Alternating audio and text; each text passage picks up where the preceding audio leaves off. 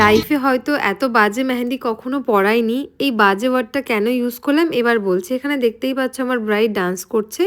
আর ও হচ্ছে প্রচণ্ড চঞ্চল, মানে দিদি আর কি। তো যখন বসে কাজ করছে মানে কন্টিনিউ বসে বসে ডান্স করছে, উঠে চলে যাচ্ছে, মানে ধরে রাখা যাচ্ছে না।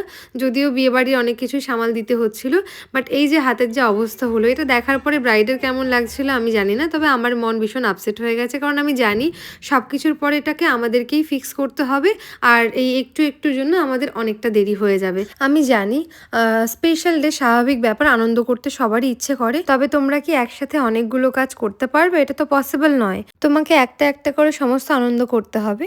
তো এখানে যে কাজটা আমি করছিলাম, অনেকেই এখানে উপস্থিত ছিলেন যারা আমার কাজ দেখেছেন।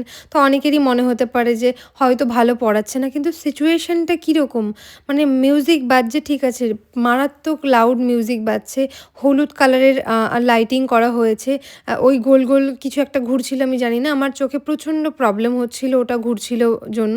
মানে সেদিন যা সিচুয়েশন ছিল আমি কখনোই 1 মিনিটের ভিডিওতে সেটা বলে বোঝাতে পারবো না। তোমাদের স্পেশাল দিন, তোমরা তো আনন্দ করবেই, কিন্তু একটু ধৈর্য ধরো। আর কাজ খারাপ হলে তো সবাই আমাদেরকেই ধরবে যে আর্টিস্ট ভালো নয়, খারাপ কাজ করে দিয়ে চলে গেছে। কিন্তু এরম সিচুয়েশনে মেহেন্দি পুরো উঠে গেলে সেটাকে আমরা তুলে আর কিভাবে ফিক্স করতে পারি তোমরাই বলো।